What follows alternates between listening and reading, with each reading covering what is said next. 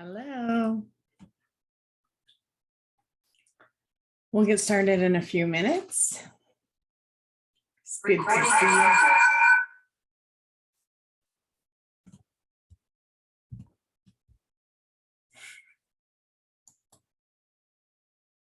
Okay.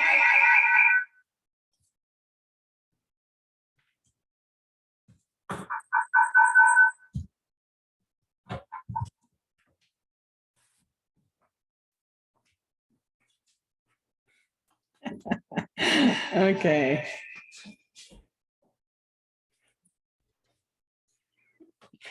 Brett was a little close. Computer started to go all funky. We're going to get started in 2 minutes. Good to see you. I think a couple more are jumping on. Oh, more astrology. Well, today it's going to get interesting. And I'm like, part 4? I wish I had a part 5. So we'll see how we do tonight. So while we're waiting, the others will also get the video for this. Oh, the chat. Let me put that.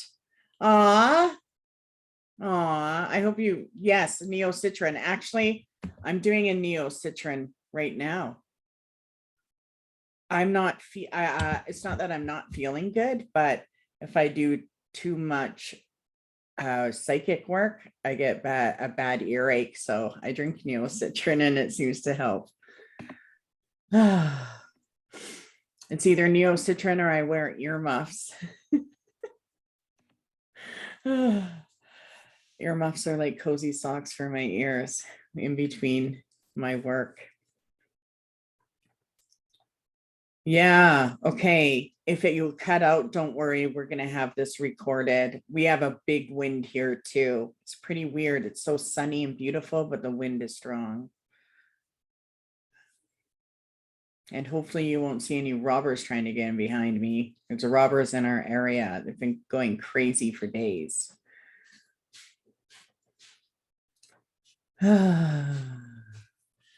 Okay, so what was I saying? Blah. Okay, let's see. I was saying, let me get my Facebook up. Or my inbox. So I can see what I sent you. Okay. Pardon me. Okay, so I sent you the astrology part 3 and part 4.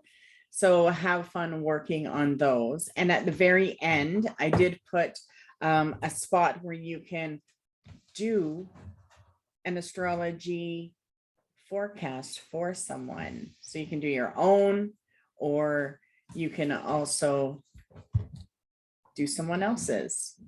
Okay. The other thing that you're going to see is an ephemeris. And the ephemeris I sent you is the PDF from 2000 to 2050. So when you want to take a look at what energies are in play any day, that's the book you want to look at. So I'm going to go over how to read the ephemeris first, and then we're getting into some more astrology. Wow, we're such a good looking bunch. Okay. Let's go to how to read the ephemeris. So when you take a look at that sheet that I gave you, you can go into any date. So if someone was born in 1950, you can look up their day and you're going to see all of the planets there. Okay, so I'm just going to go to our date.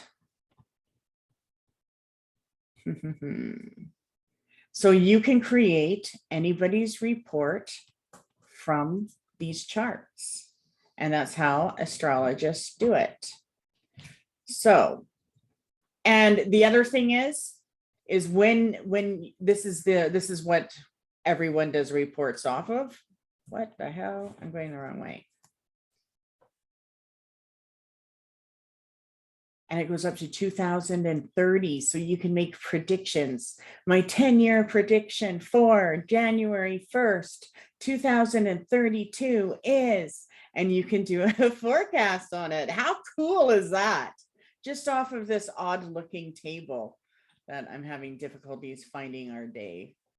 All right, so I am going to explain it, and you might have it up, and if you don't, that's okay. You can look at it when you re-listen to this video, if you re-listen, and I know most of you re-listen, so that's awesome. So let's talk about how to read it. So when we are working with the ephemeris represents the definition of the characterized planets. So this table is information for us to determine the astrological objects that are given through a time frame. And we can utilize this to track and pinpoint the development of planets and the goal that they can figure out where they are situated on a random day. Okay. So you should know the symbols for the sun, the moon, the planets, the lunar stages, the hubs, and the signs, which is so hard. Like, I still look up certain signs. I don't remember them all. And it's like, what was that one again? And that's okay. That's what these things are for. They're for tools to help you. So don't try to remember everything, but use this ephemeris as your guidebook. And as you get acquainted with the symbols, then you'll be able to look at most calendars and you'll be like, oh my God, the dark circle is the new moon. The white circle is the full moon. The half circles are the first and third quarter moons, right? And where the third quarter is white on the left side, because they show the waning, the waxing, the full, and the new. But we want to focus on the zodiac signs in the ephemeris. And at the top section of the chart, you will see a symbol representing a zodiac sign. And this gives a hint about the position of the planet. And the numbers in every section show precisely in the zodiac sign the planet that's situated. So when you take a look at, I gotta look at it. Okay, let me pull one up. Okay, so one thing that's cool is these planetary guides that you can get every year. There's a blank horoscope chart, and they have the ephemeris in it as well, right? So you can see these ones are all spelt out, but the one I gave you, all of the symbols are up there. Okay, so let me just look at what I'm talking about. So the top part represents the planets. Okay, then there's two numbers on them, and the numbers on one side of the zodiac sign is the degree. And the last class we talked about the degrees and the position. And the degree is the number that is the privilege of the moment the planet is situated in that zodiac. So every zodiac sign is comprised of 30 degrees. And every degree is comprised of an hour. Now, don't worry if you're not catching it, and if you are, awesome. And the numbers to one side will also, so the other side, so you'll see the degrees, okay? And then the other row of numbers you usually see from 0 to 59, and that is the numbers to the right, okay? And there are times where we'll observe a second arrangement of numbers to one side of the sign, which are seconds. So every minute is comprised of 60 seconds. And on the ephemeris, the main section that has seconds are the moon and the sun. So every second counts with the power of the moon and the sun.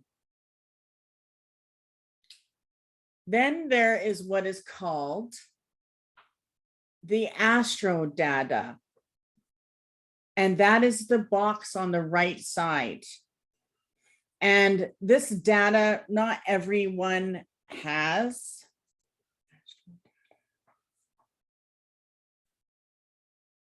So you'll see there'll be like, what are they? Letters. There'll be letters on the side of the rows, okay? And the astro data, and not all affirmaces have this, but it records that helpful information. So it represents those comets that we talked about, the Chiron, the Pallas, the moon's north node, those type of things, okay? And then the only other thing you'll see is R's and D's. So let me see if there's an R and a D on these ones. I know the one I gave you has the R and D. Okay, this one does. So on here, I don't even know if you'll be able to see this, but on this chart here, there's a D there. Where's my thumb? Or that's not a thumb. Shit, pardon me. Okay. Here we go. See, there's a D on that line. So D and R, D represents direct and R represents retrograde, right? So direct means that they are flowing in the right forward movement, and then retrograde moving in reverse, right? And that is in connection to us. Okay, so I want to go into more of, and we went into the moon of course, okay? So I want to go into more on the planets, okay? So when you are taking a look at your chart for each day, it has every hour. So let's go into the planetary hours, okay?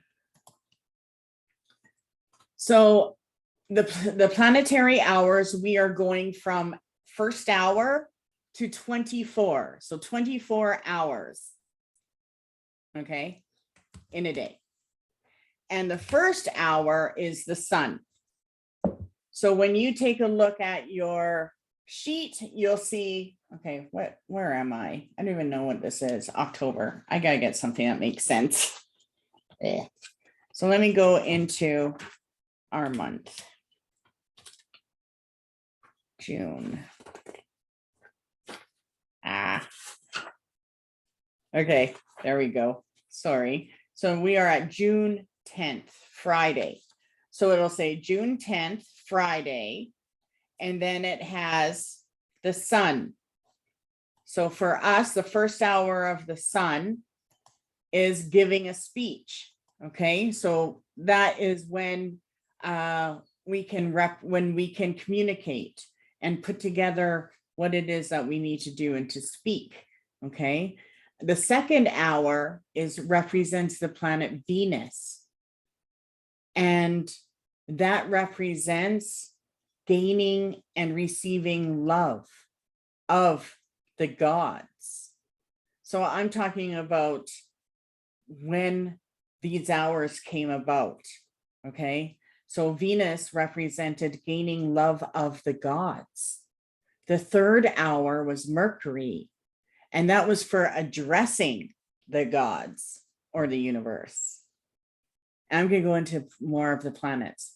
The fourth hour is the moon, and the fourth hour is when we were meant to encounter a god or goddess or the universe, an encounter with them. The fifth hour was Saturn, and they used the fifth hour to prevent an encounter with the universe or something. On the sixth hour is Jupiter, and this represented they would prepare to appear before the day or the god. Okay, so the sixth hour was preparing to prepare. The seventh hour represents Mars, and on the seventh hour, the ancient ones believed to do nothing. 7 o'clock to 8 o'clock, do nothing. The eighth hour of the sun was for anything we wanted to discuss or ask for from the universe. And that was the sun's power. So when we have the first hour and the eighth hour is sun power. But the first hour was giving a speech and communicating and thinking about all the things that you wanted. Eighth hour was for anything that we wanted to talk about.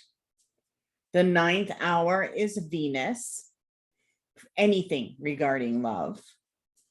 The 10th hour is for writing, and that was Mercury. So Mercury is good for writing or journaling. 11th hour is the moon, again, communication. So preparing your speech. And that was, who do you need to talk to? What do you need to talk to them about? Any business negotiations. Then at the 12th hour, Saturn rules. They believed do nothing. So 7th hour and 7 o'clock and 12 o'clock, they did nothing. On the 13th hour, so 1 in the afternoon, is Jupiter. And that time was for helping friends or being of assistance. The 14th hour, Mars, was for preventing a speech or preventing a problem. The 15th hour is the sun, and that was for sending dreams up to the universe. So the 15th hour, so we're talking, what is the 15th hour? Is that 3 o'clock? So 3 o'clock in the afternoon, you're meant to send your dreams to the universe. 3 o'clock every day. I always went by the biological clock. The biological clock tells me to work on my problems. I've always been working on my problems. So I'm going to switch that up this week. 3 o'clock, forget about my problems. It's now my dreams. We'll see how that works. Okay, enough about me. So we were talking about 15th hour, the planet or the sun for sending dreams to the universe. The 16th hour represents Venus for sending dreams to a lady or to the feminine or feminine power. So that's when it's like, okay, heal my body and, fix me here, lift me there, whatever.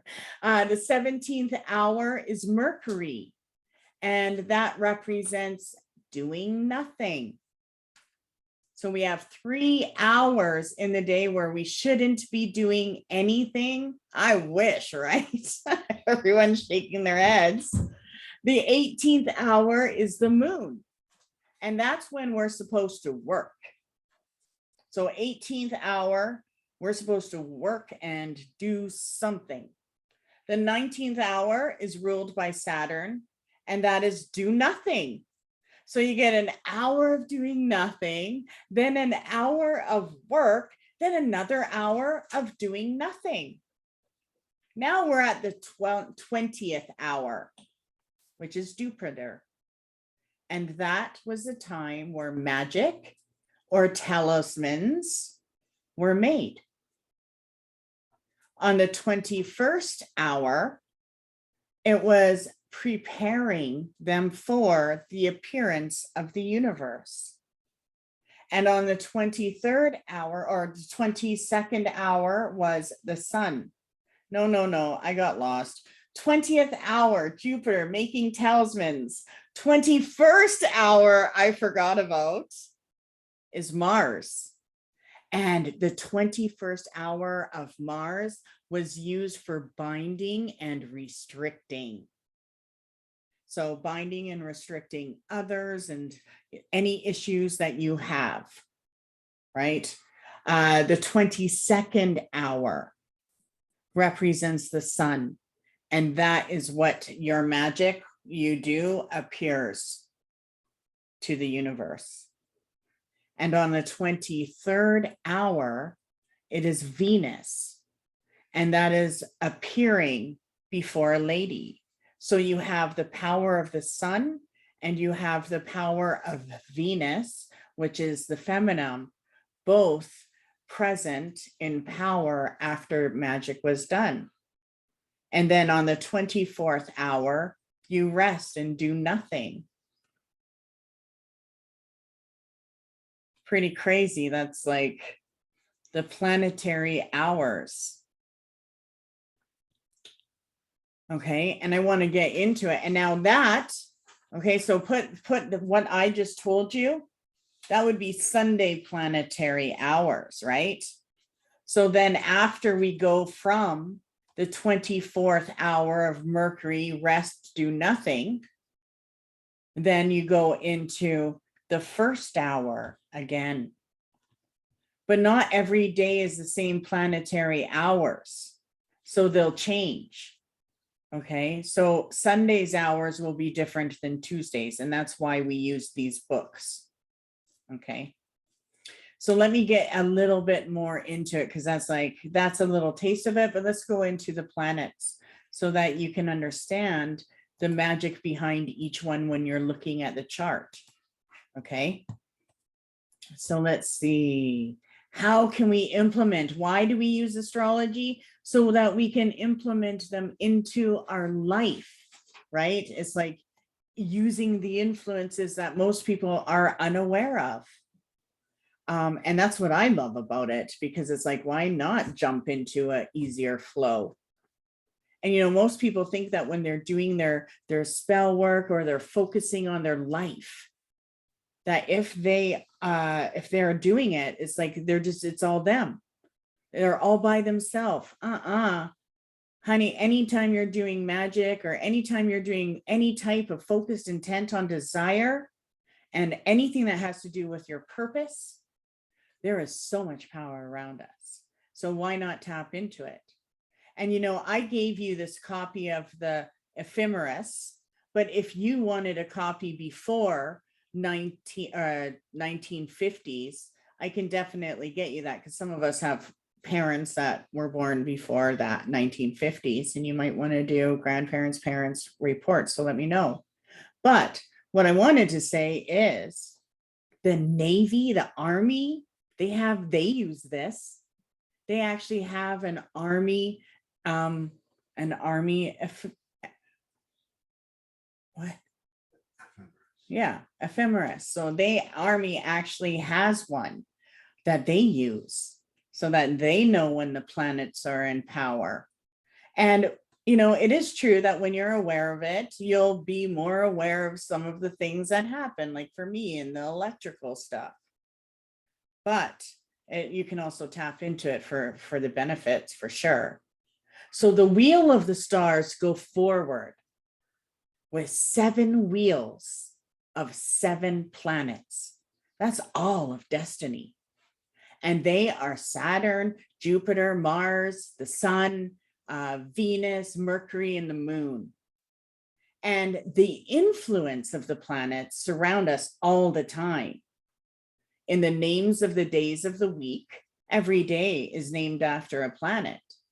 In the myths from around the world, we see lots of examples of symbolism and importance that was placed on the influences of the planets of everyday life. But when you take a look at working with the planets, we are able to not just look at the stars, but we're able to set our sights beyond the horizon of the boundary. And this was known to be Orphic mysteries in ancient Greece. They believed that we are children of the earth and starry heavens. So they explored the mysteries associated with the planets. And that actually helped us reach up to the heavens while we were keeping our feet firmly rooted on the ground, creating and manifesting the life to our wholeness. And the ancients saw that the planets were extremely important to the lives of humankind. The planets represent the higher powers of the universe beyond Earth. They actually represent the powers that flow in the universal laws. And if some of you are in or took my mystic class, and you know about the universal laws. And that's what it's about. For this reason, we can do planetary work and we can bring these stellar forces to us to empower our life or our magic. And that's actually where the principle of as above, so below comes from. And so I like to use planetary magic, or I like to use planetary influences in my magic. And I also like to create different amulets or talismans or even doodles that I carry around. And this field of planetary magic is ancient. It was practiced from ancient Greece all through the Middle Ages, all through the Renaissance, and is still practiced today. So obviously it works for some who tap into it. But what I want to talk about is how we can invoke those powers, those important powers and practices into the planetary magic and see how we can use them. So let's get into now what I will send you after this class. So I know this is the last one, but I do have some tables of influence that I want to give you so that you can use them when you are doing your astrological work. But there is a table of ritual intentions that I like to use. And this is a large component of planetary magic that involves working with spiritual creatures. Now, remember, the planets are all named, and the horoscope zodiacs are all named after spiritual creatures. And so the benefits of working with these different types of spiritual creatures, I'm going to call them creatures just to keep it real. The reasons and the benefit of working with these different types is considered to be techniques that are presented. And whether we're aware of it or not, these are planetary gods and higher powers. That's what these spirits are. So let's go into ritual of intentions. So whenever we are experiencing certain energies in our life or certain intentions that we want to delve into, there is a planet. And so the table that I will give you will help you determine your intention and what nature or planet you should use. And it will help you focus the energy. So for example, I'm just going to name a couple. So if you want to control anger or somebody else's anger, Mars. So what I would do is I like to put water. I'll use water, especially storm water if I can, and I'll put it in a jar. And I think about the anger, whether it's my own or somebody else that needs to chill out. And I charge that water up with everything I've got, pour it in a Ziploc under the power of Mars, pop it in the freezer and freeze it. Once it's frozen, I wait until 3 days of Mars goes by. So 3 weeks, and then you can give it to the earth and let it go. But usually 3 weeks minimum to chill somebody out. So anger is Mars. If we want to meditate or astral travel, maybe we have a tough time meditating.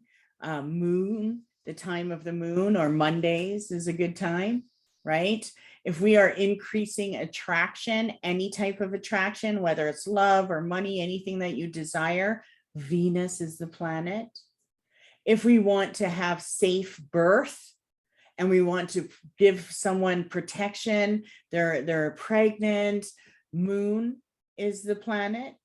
For business success, Mercury. I use Jupiter as well, because Jupiter or the sun can be used for career success. If we want to develop our clairvoyance and our psychic sight, it's the moon or the element air. But the moon is the planet. If we want to create something and we're blocked and we want to create something new and we don't know what, Venus is the planet.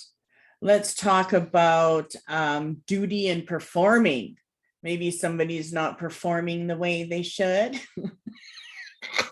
We all know one of those, and certainly not ourselves. Then now I totally lost track. Performance. Which one was that now? Performance. Saturn. Saturn is the energy. For increasing energy, Mars.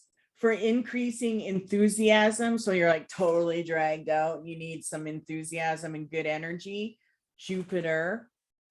So Wednesdays are the days where we should be receiving energy. If we want to get rid of fear, Mars, so banishing is good. Friendships, Venus, learning about the future, Mercury or the moon is good for that. So I have an entire list of intentions and what planets I want to give you. So we'll stop there for that. So I do want to talk about the gifts that go into more of the gifts, because that is actually the exciting part of astrology and why we were born.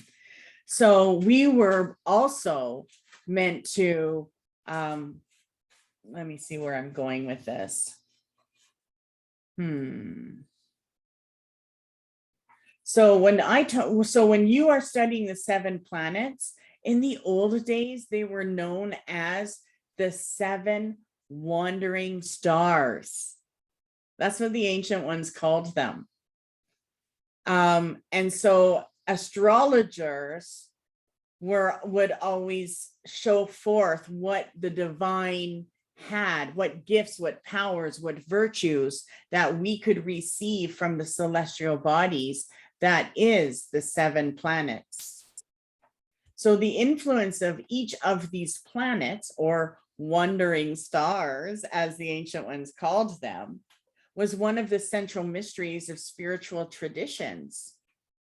And these were actually something that were used and believed in like the first civilization of Sumeria. They used to gaze at the heavens. And this is like 7,000 years ago. So astrologers were artisans as well as ancient priests. They weren't called priests, but priests. They actually created language, a first known alphabet. And it was known as cuneiform. And it was more like arithmetic and astronomy. And from this came the first calendar. I find that quite interesting. Where do I want to go from there? So the Sumerians, the ancient ones, identified these wandering stars throughout the night, and they would watch them. which now today we know them as Mercury, Venus, Mars, Jupiter, and Saturn. And of course, the sun and the moon. So let's go into the Greek a little bit. So now that you know a little bit about the 7 wandering stars, the Greeks believed that they were deathless powers. That's what the ancient Greeks called them, because they still illuminated the darkness with their wisdom and inspiration for mankind. And they've done that for thousands of years in the past before them. Like the ancient Greeks believed that there was ancient ones before them. How cool is that? Just that. So throughout time and space, the planets always had influence. And people would work with them so that they could align themselves more effectively to the powers of change that surrounded us all through our lives every single day. So from the sun, nobleness of mind and judgment and imagination and the nature of knowledge and opinion and maturity, counsel, the light of justice, the reason and judgment to distinguish right from wrong, light from the darkness of ignorance, the glory of truth found out, and the charity of the mother and queen of all virtues. That's interesting. The sun represents works of wealth, and we represent Leo. So the sun is gold, orange, and yellow in color. It represents Leo. The metal is gold. The day of the week is Sunday. The element is fire, and the direction is south. And the concepts of the power of the sun represents advancement. So we can use Sunday for advancement, for dominance. I wonder why there's church on Sundays. For egotism, for friendship, for greed, for healing. Sunday is an amazing day for healing, for illumination. It's also used for individuality or to promote joy and success and personal power and wealth. But the main concept of Sunday and the power of it has to do with willpower. And I always found it interesting that Sunday was the day they chose for church. And the gods and the goddesses that are associated with Sunday is Apollo. And this is just a short general. You could look up any god and goddess and they'll tell you what day of the week they represent. But for me, Sundays represent Apollo. They represent Helios, which is one of my favorite. Lu, they represent Ra, Sekhmet, and Sol. And the archangel for Sunday, also, and the sun represents Michael. So, okay, I'm going to take a sip because I know I'm going to start talking really fast.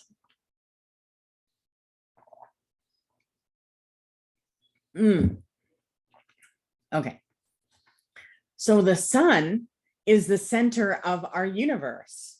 It's the giver of life through its light and heat.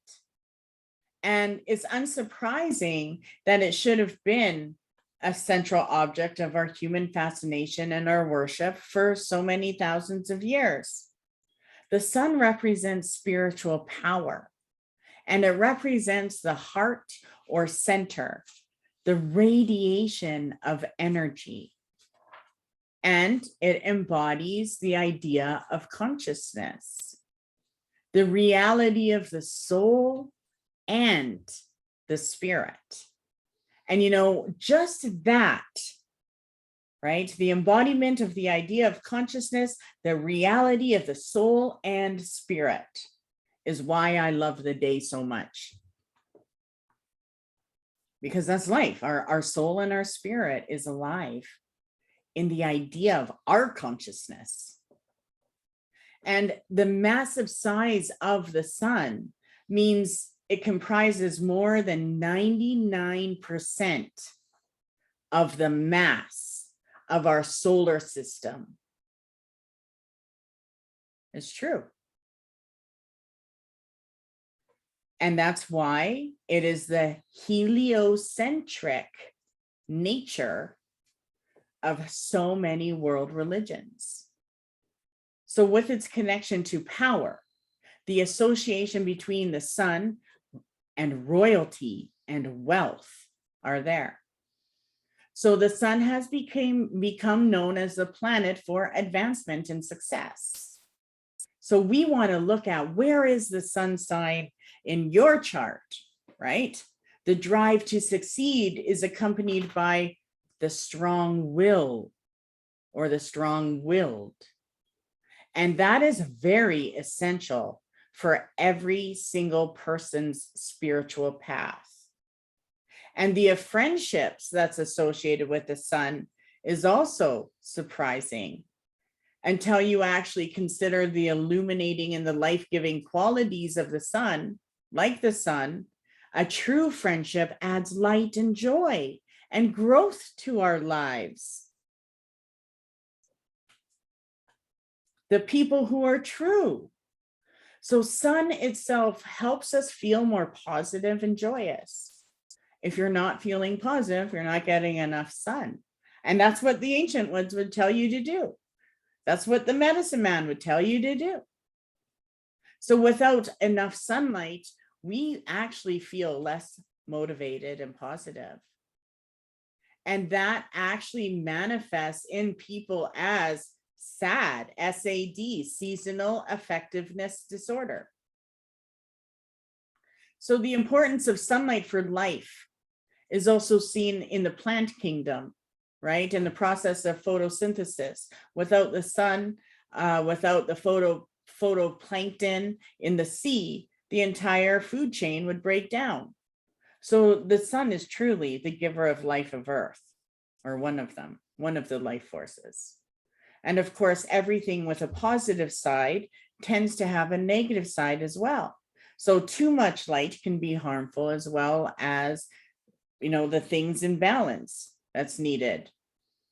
So the Earth herself provides the balance through her daily rotation, ensuring we experience the regular cycle of day and night.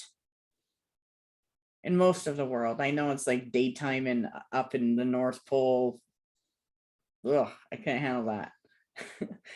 And negative solar qualities include negative ambition, boastfulness, pride, right? These can all be overcome by working with the positive solar qualities, by striving for balance in our actions so that we're not overcome by harshness of too much light. Let's go into Mercury. So if you have anything you want to chat, or if you think anything is boring or comfortable or whatever, let me know. I have to keep checking that. Okay, let's go into Mercury. So Mercury we can use because Mercury works the mind. Okay, good. I'm glad you're loving it. Want to make sure you weren't sleeping. So from Mercury, piercing faith and belief, clearing reasoning, and bringing in interpretation and pronouncing and gravity of speech and acuteness of will. So Mercury, the mind, represents the color orange and light blue. And it rules Gemini and Virgo. And the metal, and the reason why the metals was also so important is because that's what they would use for talisman making, right? Magic and alchemy was huge in the old days. But it also represented Wednesday. So on Wednesdays is the power for working of the mind. And of course, the ephemeris is going to tell you which hour of each day has Mercury on it. So you can check the book for that every day, right? But we know generalized Mercury is Wednesday. And the element is air, and the direction is east. And the magical powers that we can tap into for Wednesdays and Mercury is business, communication, deceptions. So what's going on Wednesday? Is there a deception coming up? Because that's the day they come up, or the planetary hour, to be more flexible, right? If we need more flexibility in our life, healing is awesome, as well as insight. Magic in general is good for Wednesday. Anything that has to do with magic and what you want for the future. Memory, anything with the mind, headache healing, right? Eyesight, anything with the head. Music and poetry, protection magic is good for Wednesdays.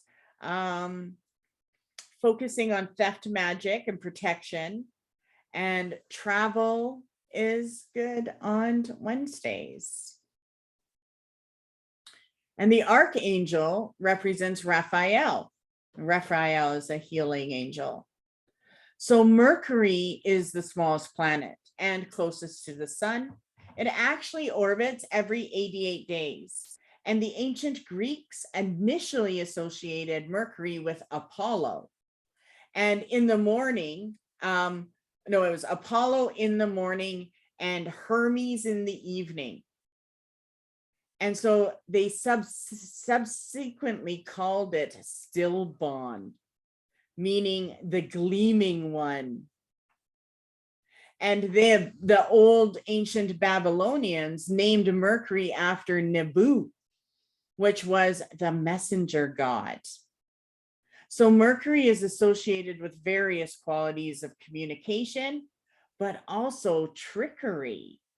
And both of these useful qualities were there when you were communicating with the gods. And these qualities were connected to Mercury for communication. So Mercury has come to be connected with healing. And that is one reason the sign for Mercury is the catechist that you see on all of the ambulances. The original catechist was a rod with a single snake that's curled around it. And it's become more norm to have the winged rod with the twin serpents that was born by the Greek god Hermes and the goddess Isis. No, the goddess Iris, not Isis. And this was actually adopted in the medical profession, the catechist. And the snakes represent our kundalini and the electromagnetic energy that flows to our energy points. So Mercury represents skill and knowledge and science and healing, and the power of the mind and the ideas. And so when we actually experience ideas that flow to us on Wednesday, most of those ideas were known to be communicated from the gods. And this would represent whatever came to the mind on Wednesday, and the ideas were expressed through words and were seen to be as part of the magical process and realization that they needed. How interesting is that? I mean, I want to live back then. This stuff's too boring. And so the association of the mind has to do with important skills. The skills, the art, the practice of magic, or the skills that they wanted to learn and promote for their life. So Mercury is known as the psychopomp. Okay. Psychopomp, psychopomp, which was the guide between the worlds. And this role expresses the fluid quality of Mercury, the ability to adapt to one's environment and be at home in any surrounding and circumstance. It also brings another quality of Mercury, and that is of protection when traveling.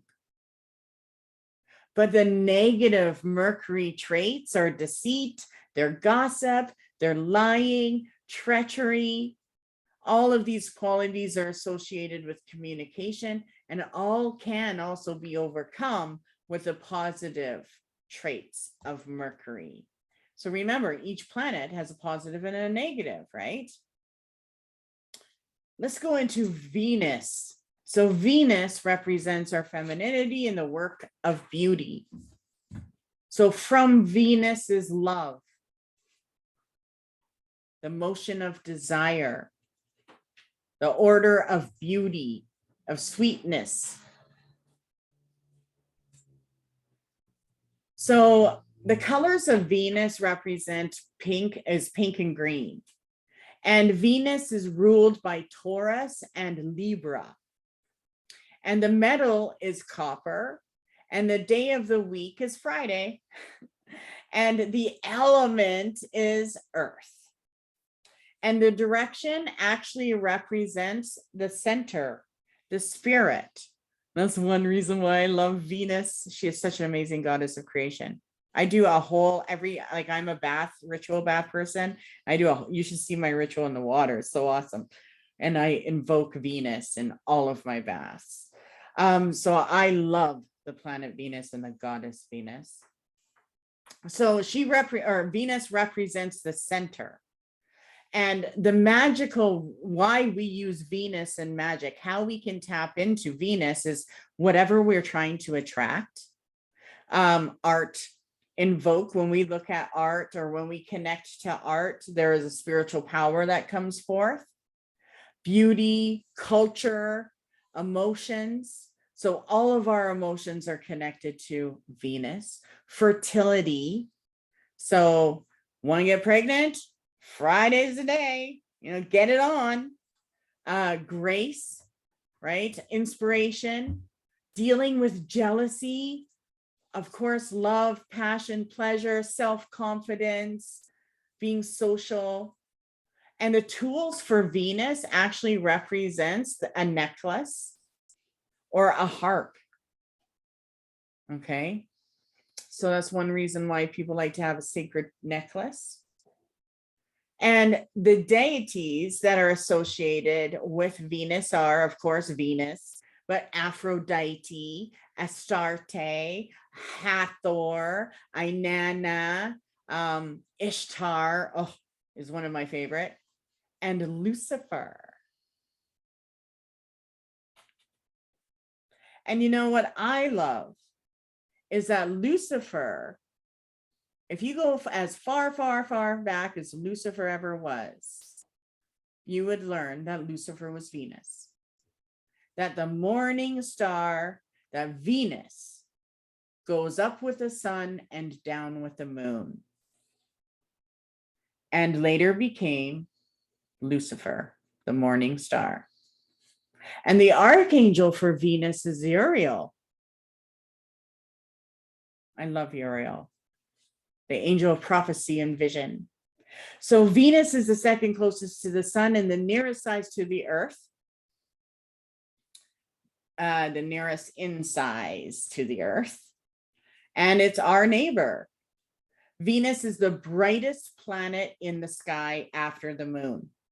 The first to be seen in the evening as the evening star, and the last to be seen before dawn as the morning star. And the Babylonians, they believed that Venus was the name, knew Venus by the name of the goddess Ishtar. The ancient Greeks associated the planet Venus with Aphrodite and knew it as the light bringer. And as the light bringer, it was Phosphoros. And as the dusk star, it was Hesperos. And the name of Phosphoros was associated with the Greeks, with the goddess Hecate, the goddess of witchcraft, and her twin torches, which was seen to symbolize Venus as the morning star and the evening star. So the name Phosphoros was also attributed to the angel Lucifer, the fallen angel. So love has always been associated with the planet Venus. And this is reflected in the story of Venus. For it is said that love makes time stand. And the Venetian day is longer than the Venetian year. It takes Venus 225 days to orbit around the sun, but 243 days to rotate on its axis, giving it the longest day of any planet. And so Venus also rotates in the opposite direction of the other planets. So from Venus, the sun would appear to rise in the west and set in the east. I love that. It gives you goosebumps. So love has inspired much of this great art and history, from literature to paintings to sculptures to jewelry. And for this reason, Venus is known as to inspire the arts and creativity. Venus is loved, or Venus love is expressed in different ways. And it's also associated and reflected in Venetian qualities that have to do with creativity, pleasure, sensuality, desires, and sexuality. And this is particularly seen in the ancient Greek language, because they had different words for different types of love. So there was agape. So AGAPE with a little thing. I know I've got French on here, so I probably say it perfectly. I probably said it so wrong. But agape represented spiritual love. Eros, EROS, is physical love. Storge, STORGE, is familiar love. And philia was friendship. So they had different names for different love. And another quality of Venus represents friendship and the level of attraction that that friendship has, not sexual, but you know, when you click with someone, they're like a soul family. Same with relationships and communication that's required in relationships and family. So Friday's a good day to actually have a family meeting. The negative qualities of Venus are associated with attraction and love and sexuality, but in a jealous way, right? Where it's like too much, smothering. And these qualities can also be overcome by working with Venus in a positive way. Okay, so the medicine is working with the planet in a positive way if the negative aspects are there. Let's talk about the moon. So the moon, the works of mystery. I love it, the hidden stuff. Okay, so from the moon, the power to generate and grow, increasing and decreasing. So the moon represents the colors silver and white and rules Cancer. Its metal is silver, and the day of the week is Monday, Moon Day. The element is water. And that's one reason why moon water is so awesome. And the direction of it is actually truly not west, but it's northwest. So northwest is the direction of the moon. So when we work with the moon magic in astrology and tap into it, we can do astral work. That means that we can actually tap in and influence different consciousnesses that we want to. We can pick and choose which consciousness we want to work with. We can also use it for birth, right? Creation, pregnancy. We can use it to invoke our psychic sight, to start a new cycle, to end a cycle. We can use it for divination and for dream magic, or to communicate to the spirit world through our dreams. So on Monday nights, I want to meet you, my spirit guide. Do it until you meet them. We can do glamour magic. We can do illusion magic. We can increase things and decrease things. We can shapeshift, right? We can do any type of spell we want. We can tap into the powers and laws of spirituality and influence magic with the tides. We can also transform and call in transformation. And we can do unconscious magic. The tools that represent the moon are the bow and arrow, which you'll see Diana, the huntress, the moon goddess, has her bow and arrow, the magic mirror, perfumes, and sandals, and a crystal ball. And the gods or the goddesses that are associated with the moon, Artemis, there is Diana, Hecate, Isis, Luna, Selene, there's Sin and Thoth. And the archangel is Gabriel, not Gabriel, Gabriel. And Gabriel is known as the angel of strength and family.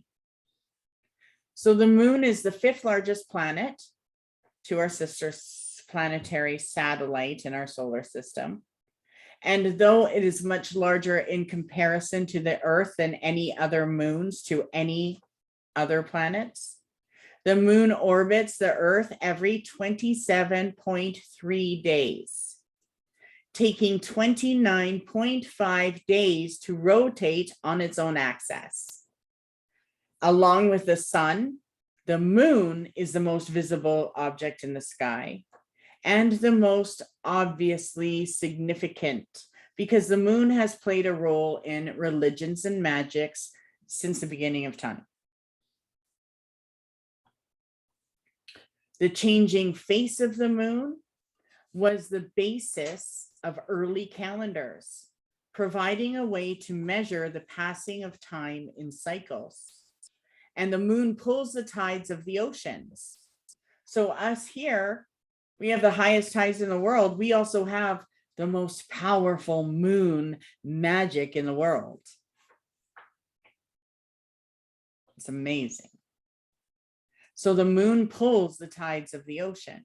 And through this action, it intimately connects us, it's connected with water. And as the human body is mostly water, it is easy to see why so many people feel influenced by the moon. The extreme of this, of course, is full moon madness. The source of the term lunatic for people whose behavior became more erratic at the full moon. And the tidal influence of the moon is also used in magic to describe the effects of the moon phases. A waxing moon from new to full is considered to be a time of increase as the light level grows, and the waning moon from full to dark is considered a time to decrease, a time to let go as the light level diminishes. So if I'm calling in magic, there's no way in hell I'll call in magic during a waning moon, That's when everything's releasing. I'm going against the powers of nature. I do my money magic during the waxing moon, when it grows and I'm receiving. So the strongest light force during the hours of the night, the moon.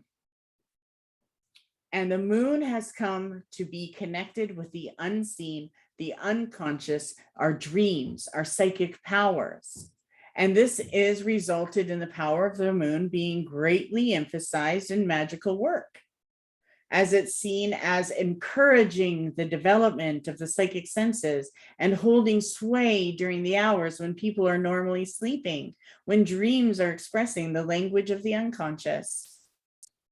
It's cyclic in nature. And the moon is associated with events from both the beginning and the end of life. And this is the birth and the communication with the dead. And that's why we can connect to the dead and the powers of the dead with the powers of the moon. Negative lunar qualities create delusions. They're fantasy prone in nature. They're inconsistent. We've all met a lunatic. We know what they're like. But working with the positive qualities of the moon can overcome all of that, right? I love the moon. Mars, let's go to. So Mars represents works of power. So from Mars, we can create constant courage and fortitude. And we can create truth. The power of practice of acting. So the color for Mars is red, and it rules Aries, but it also co-rules Scorpio. And the metal for Mars is iron and brass. And the day of the week for Mars is Tuesday. The element for Mars is fire. And the direction is southwest. So when we want to tap into the planetary magic of Mars, we use Mars for anger, for conflicts, for breaking blocks. If we need to break fears or create courage, we can also do ego magic. Some of us need ego magic, okay? We can also do magic for energy, for passion, for sex drive, for strength, for vigor, like just energy level in general. I like to use it, a fire element, for pain. And the tools associated with Mars is the whip and the hammer. Yeah, the whip. The gods and the goddesses associated with Mars, I'm doing Mars, right? There is Eris, Horus, Mars. Those are the gods that I use for them. Is it Bellona? And yeah, I said Horus. And the archangel is Camel. So Mars is known as the red planet because of its color when it's viewed in the night sky. But the ancient Greeks' name for Mars was Pyrosis, which meant the fiery one. And the Babylonians named Mars after the war god, Nergal. I forgot about that god. And so it's the fourth planet from the sun. And of all of the planets, Mars is the most one that is similar to Earth because it has a day, and its day is 24 and a half hours. And although its diameter is just over half of that of the Earth, and its year is much longer, at 687 days.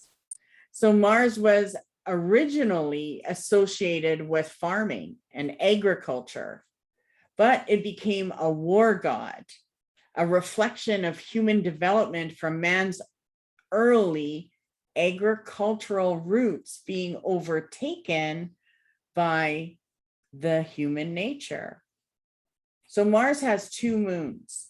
There's Phobos, which represents and means fear, and Deimos, which represents terror. And these were named after the sons of Ares, the Greek god of war, which is also equated as Mars by the Romans. So both moons are very small and are also thought to be captured asteroids. But Mars is associated with sexuality through its passion and energy. And because of its connection to wolves, the primitive instinctual nature, the flight or fight instinct, Mars is also associated with that, the transformation into animal form. And that's one place where werewolves actually came from, were creatures, as well as were tigers and were leopards. So in magic, this type of primitive transformational energy is sometimes referred to as atavism, and is sometimes utilized for sigils or for talismans to empower them with a very strong, energizing, emotional current. So it is known as the warrior planet. Mars is associated with these qualities like courage and strength and action. And Mars provides the courage to act and the energy to see the action to the end. Whoops, I almost pulled my earphones off pointing. It also provides the strength to maintain the ego as the core identity. So people that don't have the self-worth or confidence that they should utilize Mars energy and magic, right? Even just lighting a candle during the hour of Mars would trigger more of that.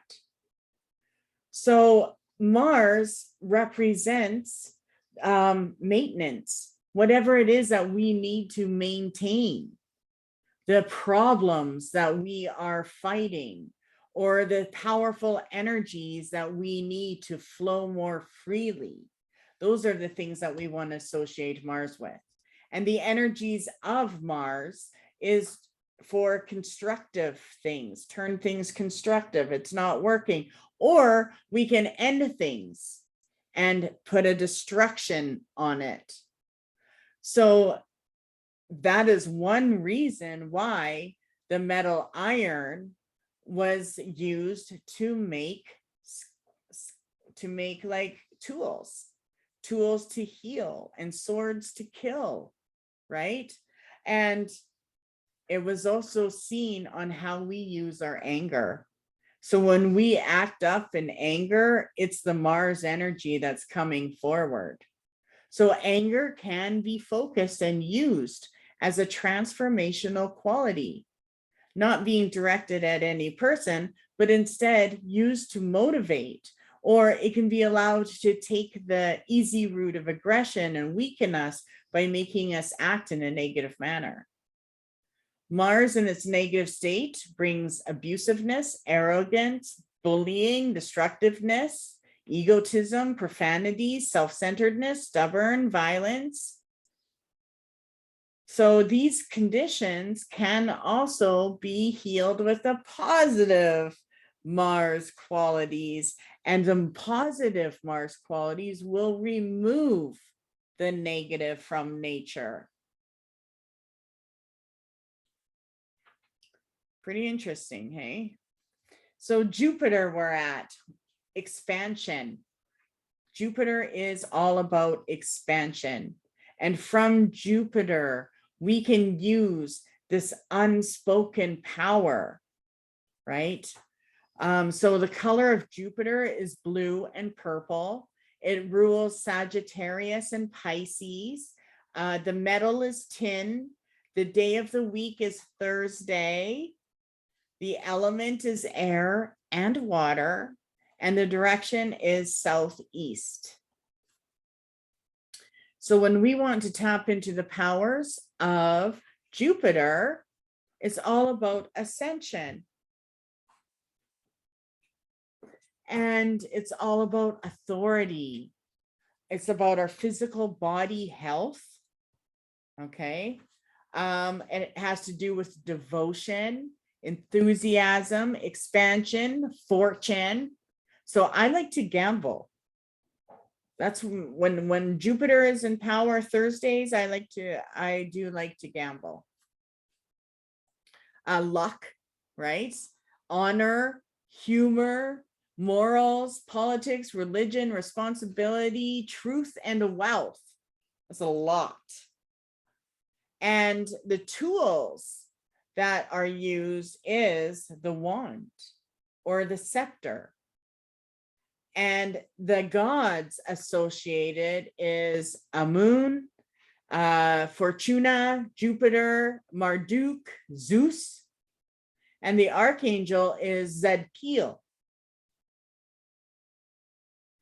So Jupiter is the largest of the planets and the fifth out of the sun, and it has at least 63 moons. And the largest of these is considerably larger than the Earth's moons. And unlike other planets, Jupiter radiates more heat than it absorbs from the sun. And that's why its connection is about expansiveness, because Jupiter was the ruler of the gods and is associated with the qualities of reflection in position. So the ancient Greeks associated Jupiter with Zeus and called it Python. The ancient Greeks associate the ancient Greeks meant, okay, Python means to the ancient Greeks the bright one. The bright one. So we can actually use the word Python, which just means the right one. And in the Middle Ages, Jupiter was known as great benefic, being seen as the most positive of the planets. And it's associated with establishment with religion, the power structure. It's connected to rulership and the consequence of politics. So Jupiter is concerned with the ethics and behavior of the individual and how they're expressing themselves in society.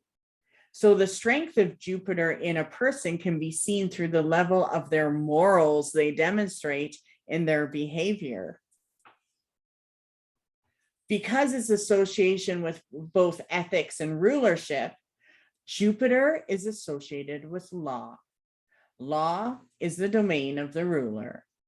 And the scepter is symbolizing the ability to dispense power through others without needing to act personally. However, with law comes danger of abuse to those in power. And the old adage of one law for the rich and another for the poor comes in. So the word jovial comes from Jove, another name of Jupiter. Humor and enthusiasm are both positive Jupiter qualities. And Jupiter is associated with expansion, and for this reason is connected to success in business and other ventures, particularly when you need to gain the upper hand. So whenever we need like more, Jupiter is what we want. It's also associated with physical health, right? So the idea of having a strong, healthy body to pursue our goals in life, both materially and physically and spiritually and emotionally without hindrance, is what we can call. And with this ambition, we can express the individual spirituality. And that's what is actually reflected through our influence as a person. Devotional work is associated with Jupiter. Devotion entails the expansion of a relationship with the divine, leading to spiritual expansion and success in your walking path. Truth is the goal of all spiritual seekers and is also the foundation of ethics and morals, making it one of the most important Jupiter concepts. So the more spiritual you get, the worse of a liar you become. I mean, it's true. I think so. Like if I can't lie, if I try to lie, I have the biggest smile. Like I cannot lie. It's impossible. That's what I do. Does that mean I can lie? I don't know. I'm confusing myself now. Let's just move on. So the negative qualities of Jupiter would represent prejudiceness,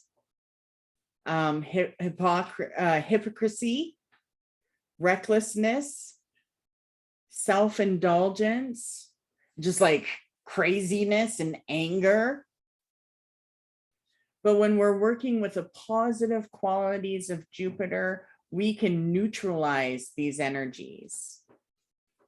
And, you know, I'm talking about that because we might catch ourselves with these negative qualities once in a while, and we can change it with the positive. But if someone is in our household with these, we can also use that energy and the planetary hour or the day to neutralize the tendencies that we're experiencing and we don't like. So this energy is for ourselves, and that we can work magically with however we want. So Jupiter is great to neutralize, and it can actually neutralize permanently, get rid of things. So if we need to get rid of trauma or anything that's really difficult, the time to do the healing, the time to do the energy healing or the talisman to wear or the candle to light is during the time of Jupiter, and it will help neutralize. And all of these can go. And when we neutralize them, it frees energy for new spiritual growth to come in. So anything that we neutralize with the power of Jupiter, we will receive positive from it. So Saturn represents works of form. So from Saturn, we can contemplate, we can understand, we can create speculation and stability and create resolution. So for me, when it comes to Saturn, resolution is like awesome. So the color for Saturn is black or brown. So we can use the candles, we can wear the clothes, we can carry the stone. It rules Capricorn and also co-rules Aquarius. And the metal for Saturn is lead. And the day of the week is Saturday. And the element is earth. And the direction is north. So Saturn influences in magic would be agriculture, which also represents in our modern days our way of making money, as well as our duty, the things that we need to balance. So our equilibrium, the things that we're forming in life, legal matters, limitations, patience, restriction. So if we want to create a restriction or break a restriction, self-discipline, any type of teaching or wisdom. So it's a great day to learn, as well as figuring out and readjusting time. So our schedules, okay?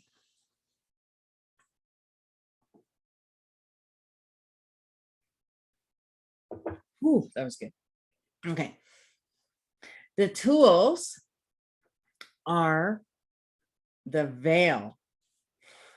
Yeah, the veil is the tool, as well as the sickle.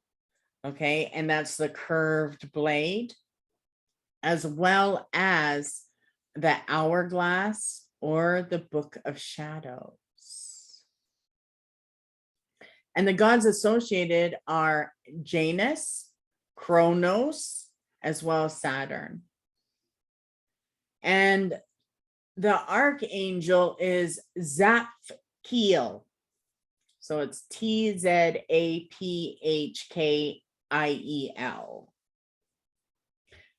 So Saturn is the second largest of the planets, and it's the sixth out from the sun. So Saturn is best known for its rings, which are mainly ice particles combined with particles of dust thought to be the remains of moons that were destroyed in the past.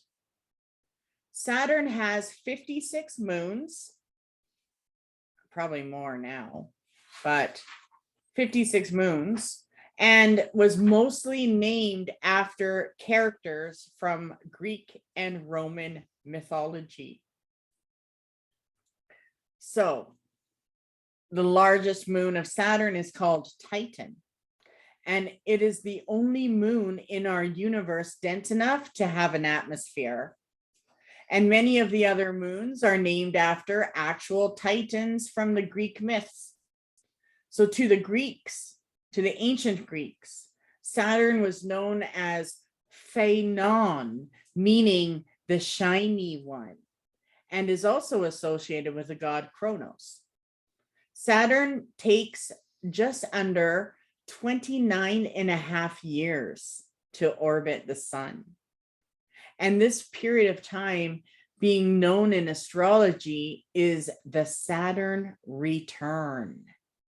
And the Saturn return is when the planet returns to the same place in the heavens as it was when you were born.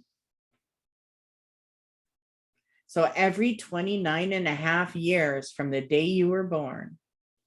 And that is said to bring major life changes.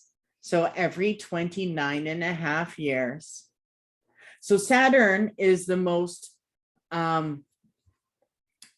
what would it be, unaligned of the planets, and can be seen from its old name, the Great Malefic.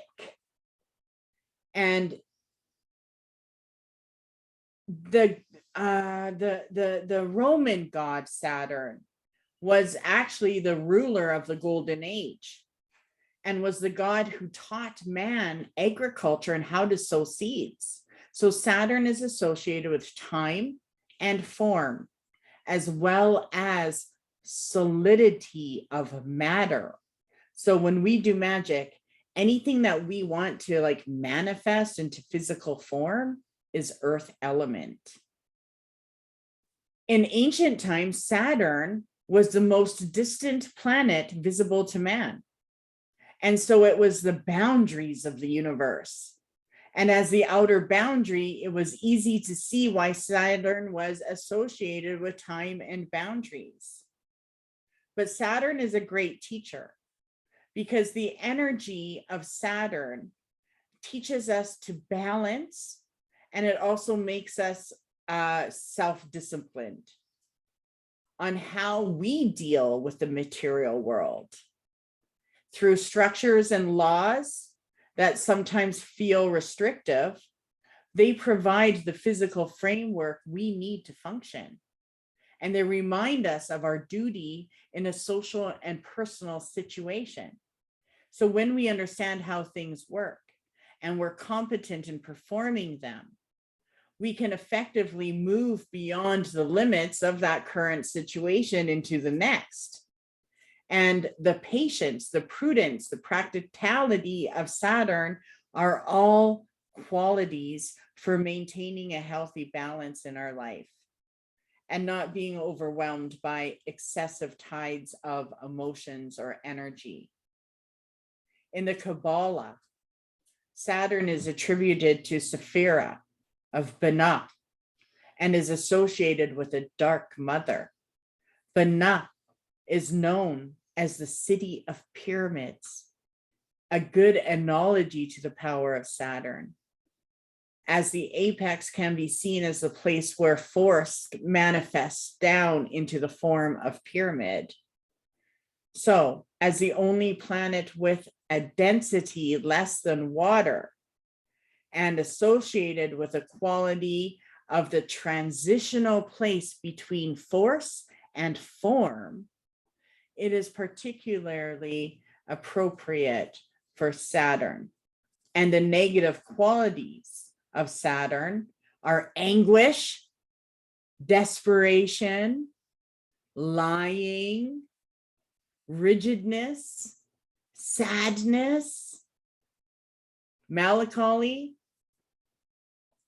And of course, all of these states can be encountered by working, can all be counteracted by working with the positive qualities of the planet.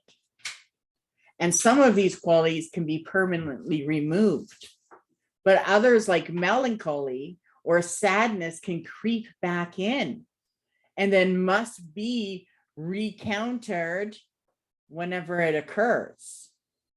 So that is the power of Saturn, and the negative qualities can actually be reoccurring.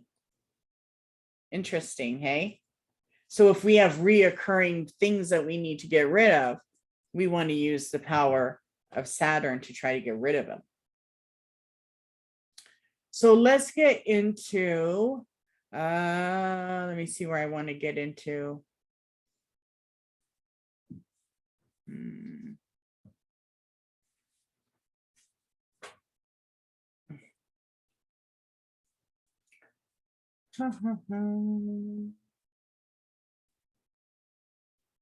Trying to find where I want to go from here.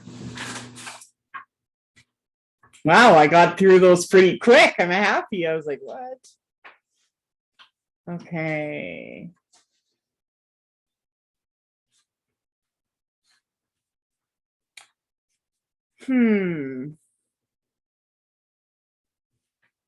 I have a bunch of invocations of all of the ancient invocations that we use in magic. I'm trying to go through. Let's see.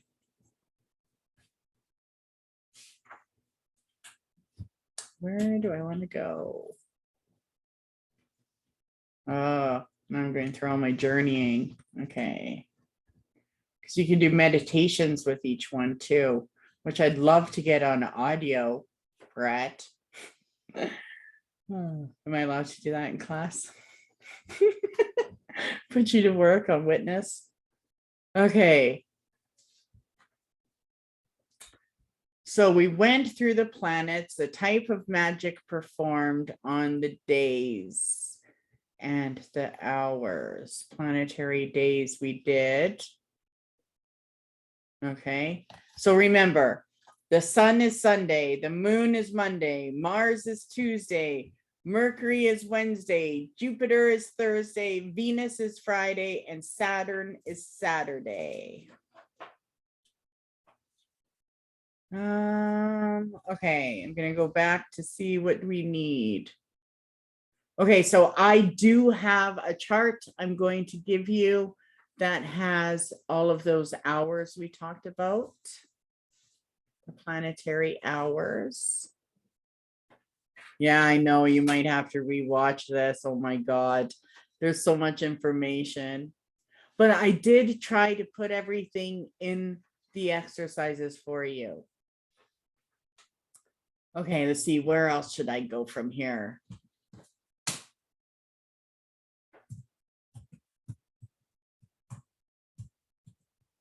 Wow. So you can even, when I'm further into it, when you go into like astrology magic, you can go into invoking and evoking different spirits. I have some ancient Greek ones that are pretty cool. Spirit rulership. We did. Let's see. What is this? Could I teach? Okay, do you want to know some of the spirit? I'll give you the spirit names. Let's do that.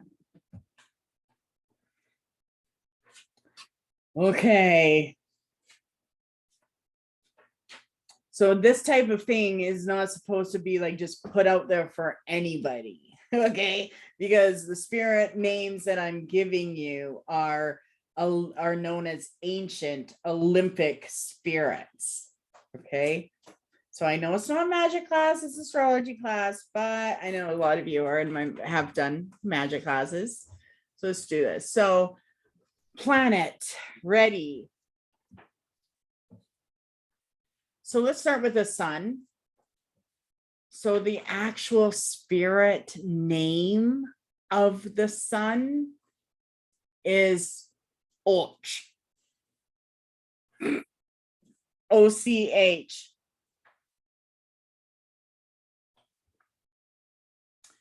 And whenever you invoke, a minimum of 3 times, and Och, if I say it one more time, it'll be invoked.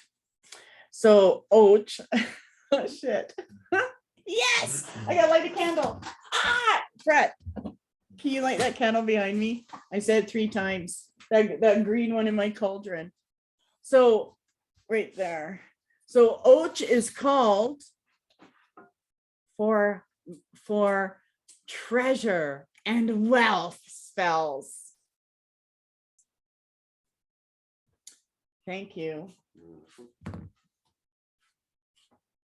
Ooh, nice big flame. And then it dies back down. Okay. So Och is called for treasure and wealth spells, and said to give gold and precious stones and a purse springing with gold.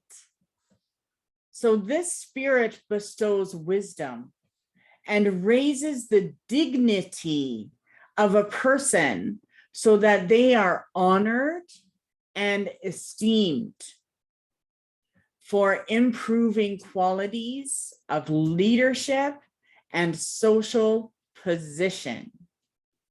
And his familiars are said to be excellent teachers of the perfect medicines. So for healers, we will also call Och on Sunday. He is also said to be the spirit to call upon to prolong our life.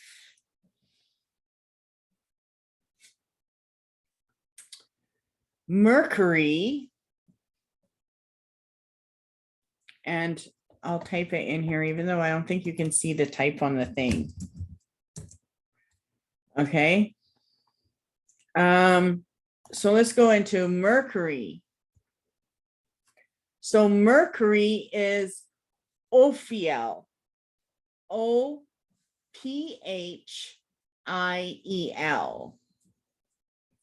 And Ophiel teaches everything, all subjects, anything you want to know. He is the spirit to call to help learn things. And he also gives us our familiar spirits. So Mercury, Ophiel, is the one that will help us meet our animal spirit guides or our totems or our spirit guides. So he is said to be able to make Mercury transform into the Philosopher's Stone. Have you heard about the Philosopher's Stone? Well, Mercury or Ophiel is the one that was the one that created it. How interesting is that? I have a Philosopher's Crystal.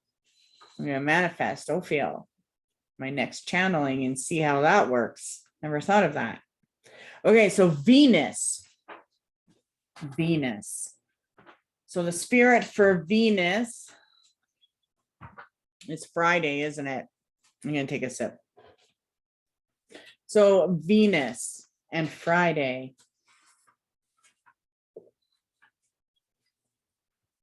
Oh, it's so good. Oh, after talking all day and you just have those bubbles. Oh, okay.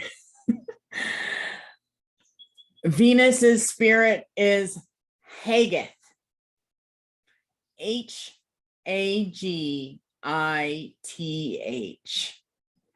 Hagith. And Hagith is the spirit that increases personal beauty and attractiveness, and is said to transform copper into gold and vice versa.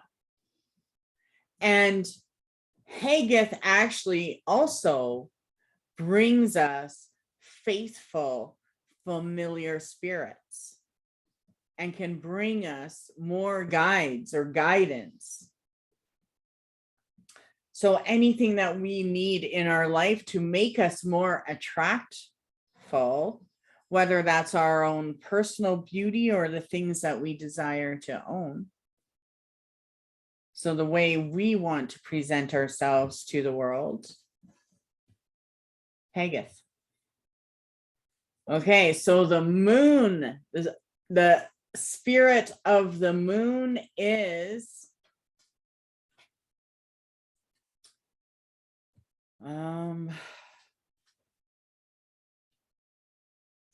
known as full. So Phul,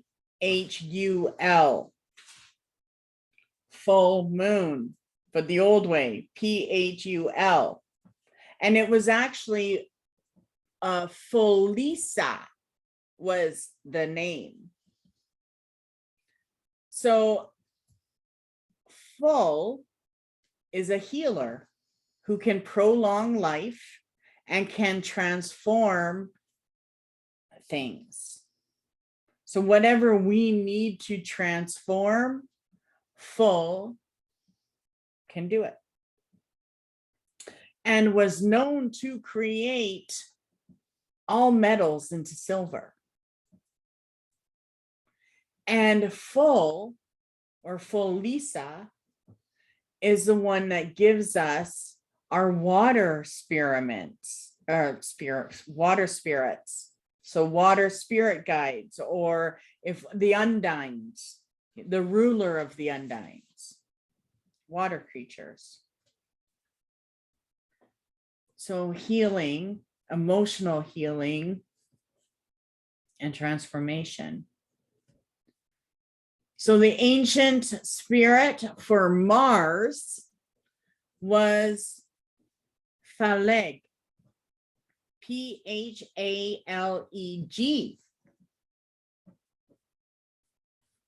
And pardon me, Phaleg raises a person to great honor in matters of war. So whatever we're fighting in life, okay, our personal battles, whether it's a person, a situation, a thing, we can call Phaleg to help us. Jupiter is Bethor, Bethor.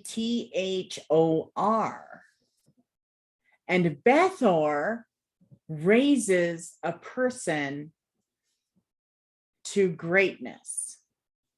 So we can call upon Bethor when we're trying to gain promotion or when we want to improve our life, especially if there's a lot like we want to improve. We can all use some improvements. So Bethor also reveals treasures. So this spirit will bring you the idea of your next greatest opportunity or treasure or whatever it is you should do for making money. And they don't want us working for someone. When we call up these spirits, they're like, you're the God, right? If you can invoke a spirit, that spirit sees you as a God. Remember that. We see ourselves as humans. We're not humans in the spirit world. So Bethor reveals treasures and wants us to connect those precious stones. Or when we go to places and a stone draws our attention, that's Bethor's power. And he actually likes to transport precious stones from one place to another. So whenever we put an offering at a stone down or move it from one place or another, we're actually activating the spirit. He improves our psychic powers and is also said to make mediums work miracles. So who do you call before you do a reading? Yeah. And this also is a spirit to help ensure that the air spirits give true answers. Do you know a lot of times when we're receiving answers and we're doing divination, the spirits we're connecting to are not always a loved one or your higher self. They could just be whatever's in their room. So, pardon me. So when we call in Bethor, we can trust the answers that we're getting. And this spirit is also known to prolong life, but also give us the power that we call and keep. So I love Bethor. Okay, Saturn. And the other way you can also summon these spirits is just by using the planetary symbol. So when you carve the symbol of Jupiter in your candle, that funky cool 4, right? You know that Bethor is the one that is doing the bidding, right? So Saturn spirit is, sorry, I always have to sometimes saying these spirits. Oh, whew. Doesn't want to say it. Okay, just a minute. Aratron. Aratron. Aratron. So Aratron.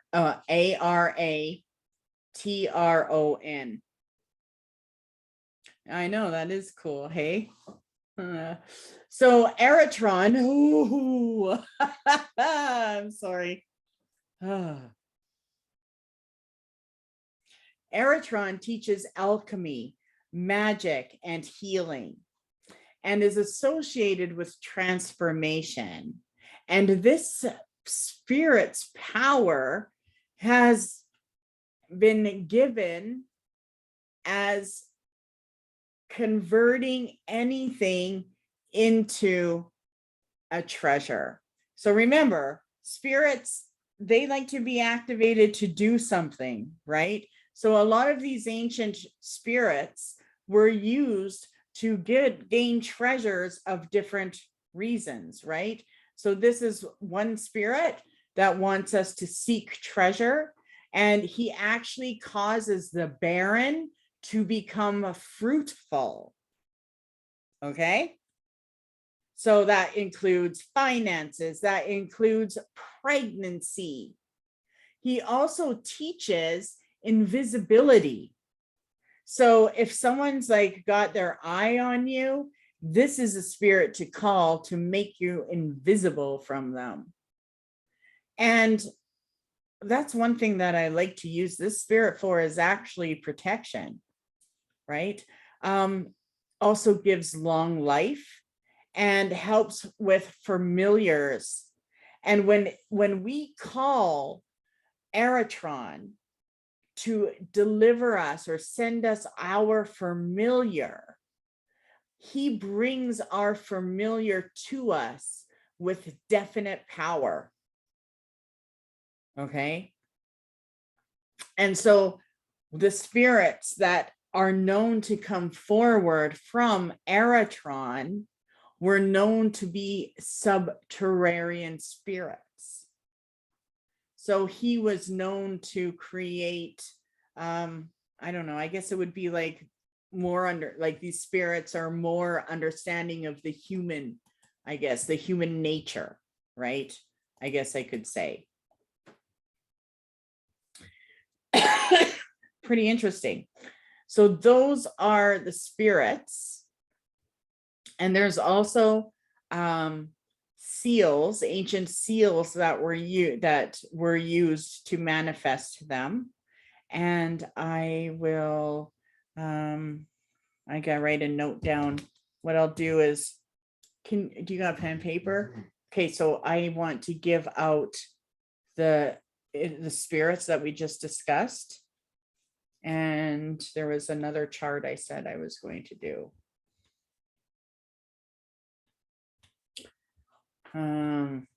I'll figure it out. Pretty interesting though. Hey, those spirits. I love working with spirits. Like, it's one of my things. It's like I started working with spirits at a young age. Let me see, what else do I want you to see? Yeah, like you can do full, maybe we should do one of these rituals one day.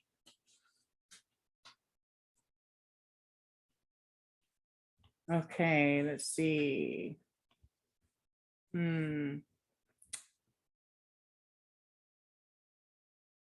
Yes, you can call them on the day of the week they're associated with, or the hour. Or if that moon is in power too, right? If that planet is so anytime that moon comes into play, you can use them. I'm just trying to see if I'm missing anything.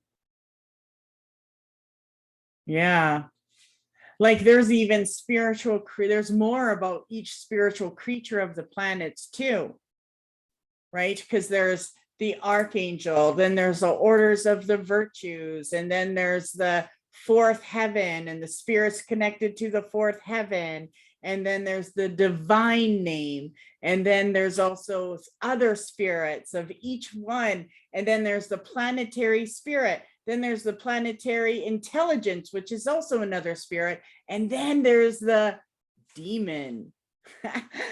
So there's a lot more spirits associated with each one of them. And, you know, there's just so much. But we should do a spirit and we could do like an astrological spirit class one day.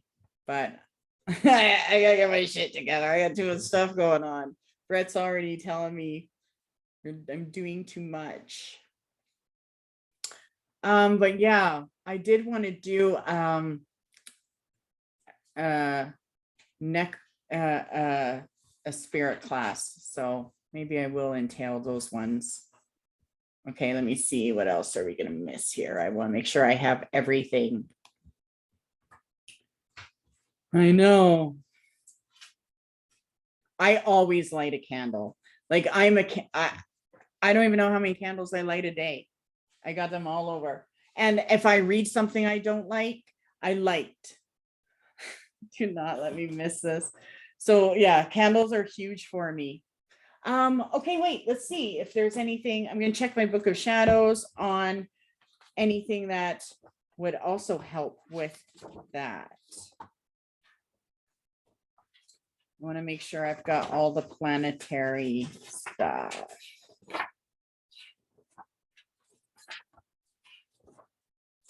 Timing. Okay, so a little bit more about timing of rituals.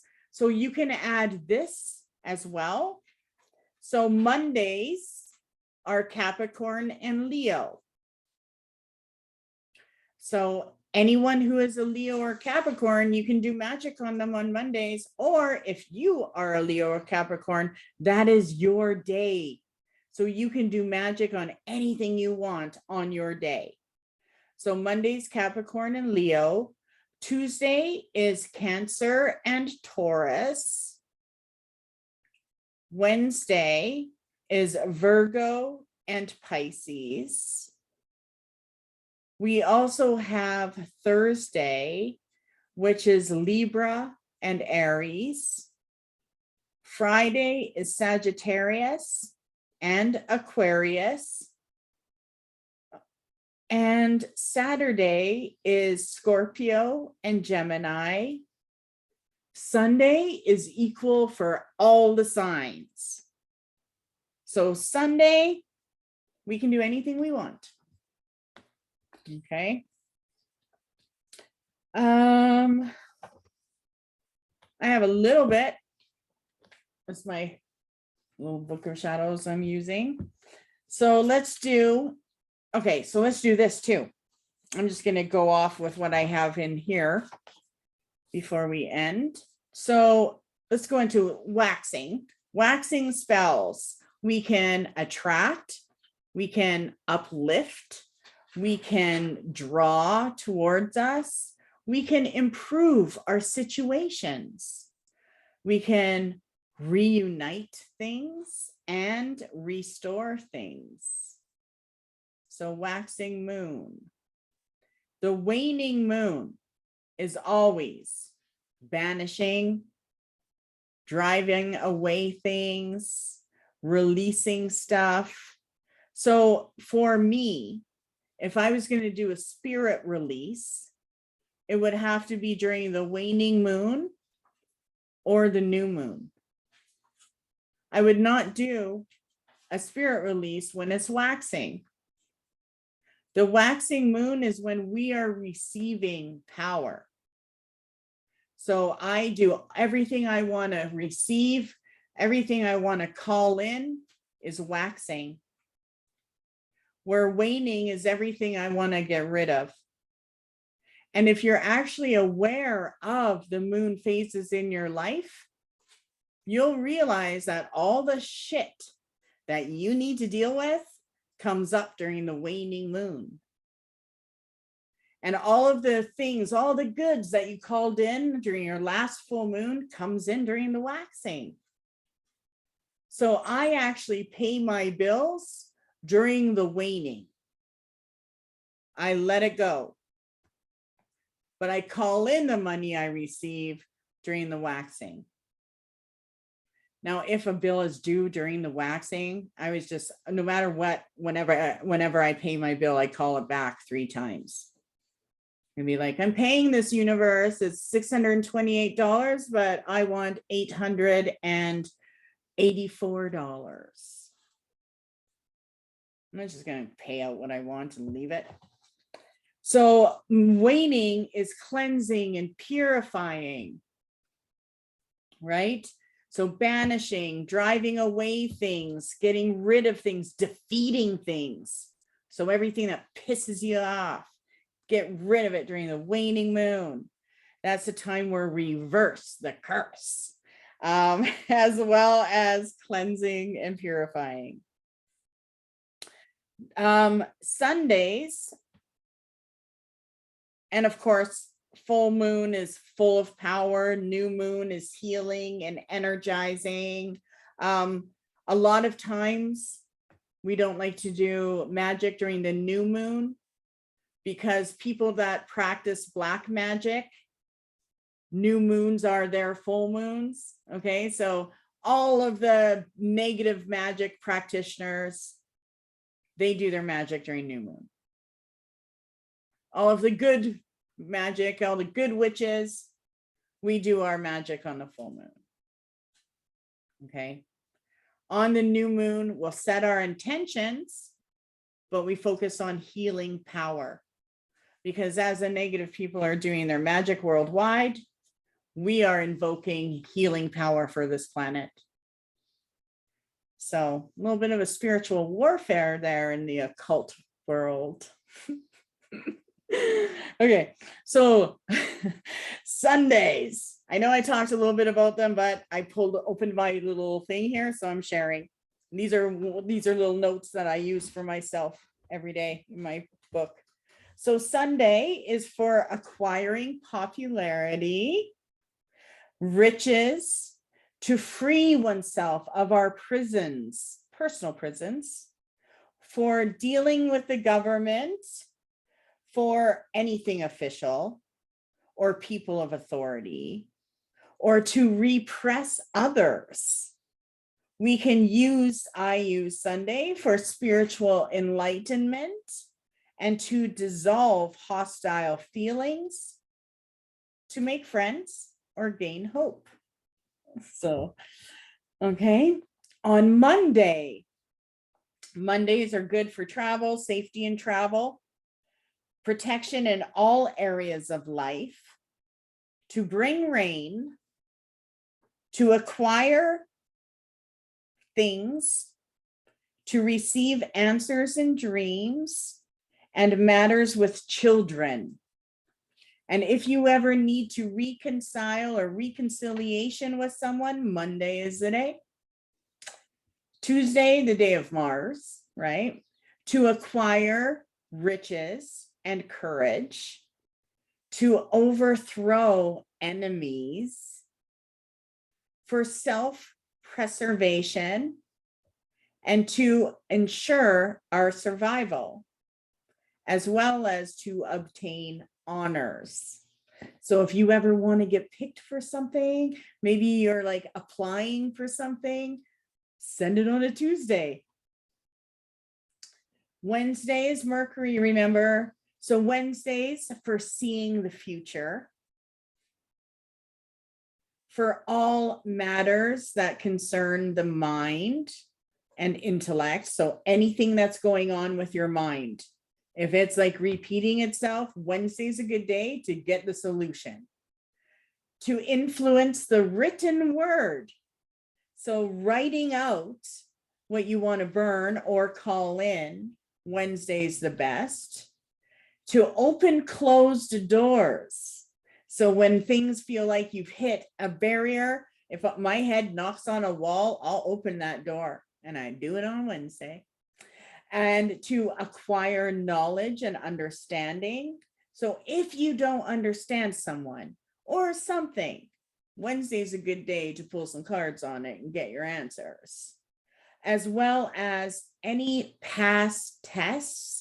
So any type of tests that we need to pass, or if we need to get rid of issues or we're fighting with someone, Wednesday's a day to do the magic for the perfect outcome.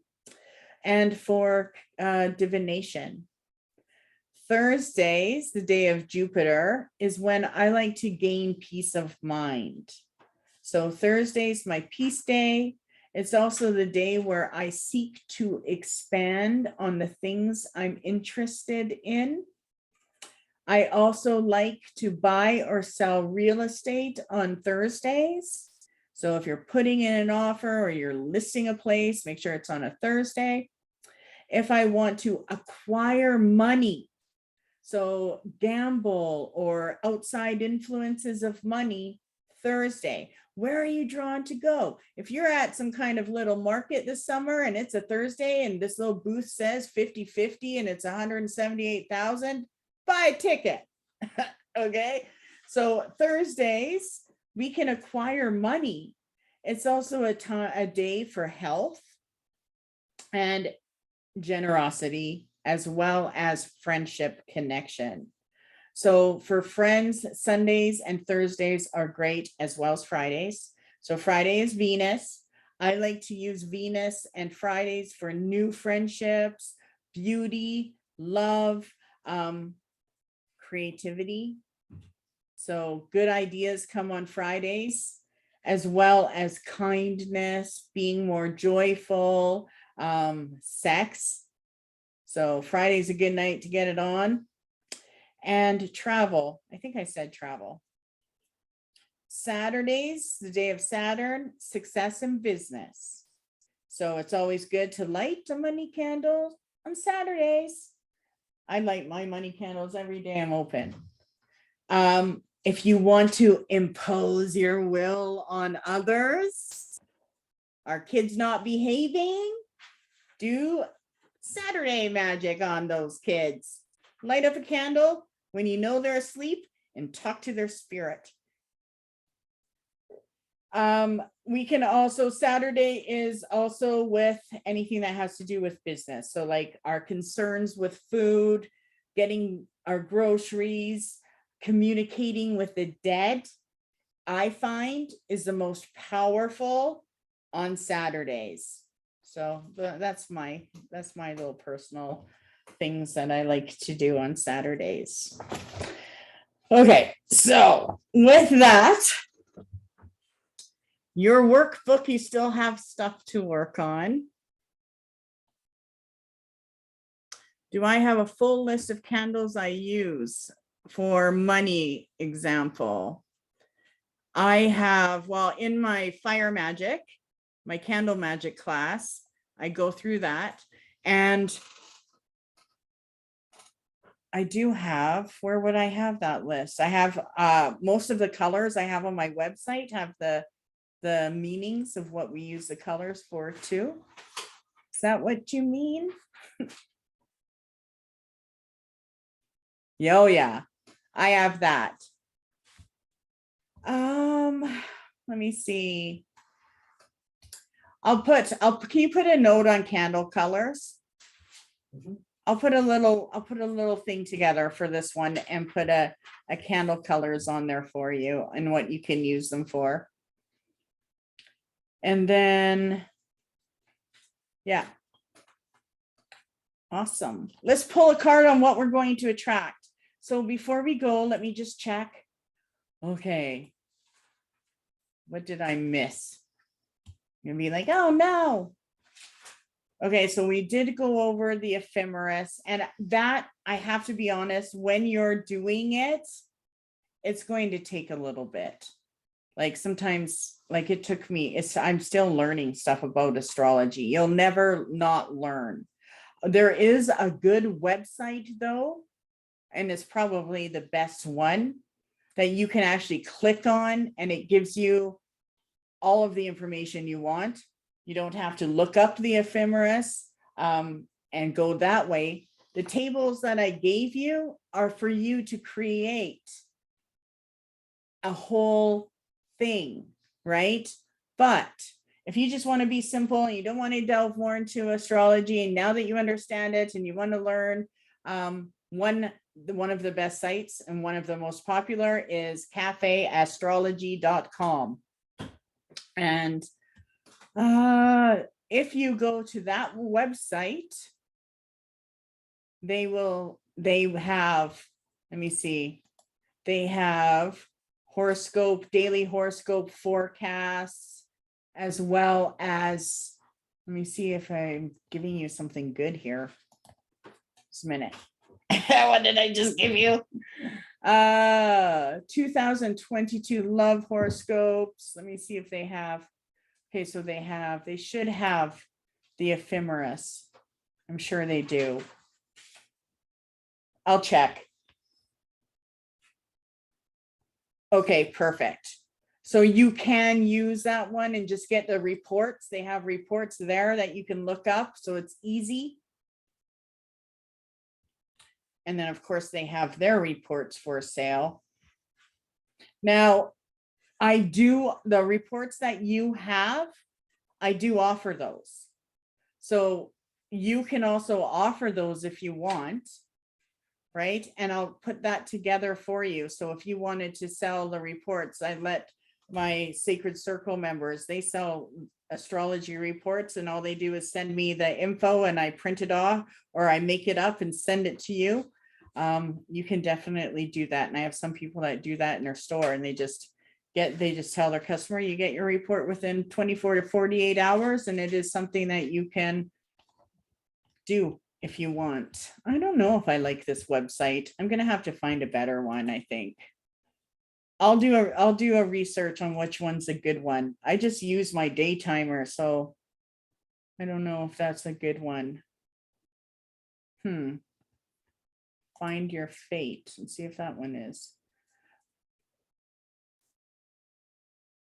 So some of these you can go right to and push the button and it tells you everything. I'll find a good one that's online that you can count on. I just want to look at it and see like what it says and make sure it fits, because you never know. Most of them are all the same, basically. You just want a good one you can count on. Okay, let's do our cards. So how will you do? And you can even look at your chart now and go through the planets and get more information as well. Let's see, astrological attraction, body, mind, and spirit. We're going to do body first. What do we get? Spiritual alignment puts my manifestation into motion. Spiritual alignment, when I saw that, I was like, planetary alignment. So that was body. Let's do mind. So our bodies are also connected to our spiritual alignment. Okay, body, here's mind. When I produce joy to a situation, I change the vibrational frequency of what's happening around me. Definitely. And I want you to try to focus, like use intention on what I taught you. Because Thursday, right? You can do that magic. See how it helps you. And if it works, why wouldn't you use it? Okay, let's see. Spirit, body, mind, and spirit. We got, I accept that good things easily come to me. I am a super attractor. Well, now you know the gateway. I gave you some secrets to use. Use them to benefit yourself and the ones you love. Okay. So I have one last thing I'm going to send out to you that has to do with tonight. And I might do a spirit workshop, like we said, in the future, but it's not going to be right away. My next 2 months are nuts. So I loved this. You'll get this. The one I was talking about was Astro. Okay, astro.com. Yeah, I'm sure that was the one that I use, that I like. We'll have to check. Oh, you're very welcome. I'm glad you enjoyed it. So I'll send this out tomorrow, and blessings to you. I miss you already. Talk to you soon. Bye-bye.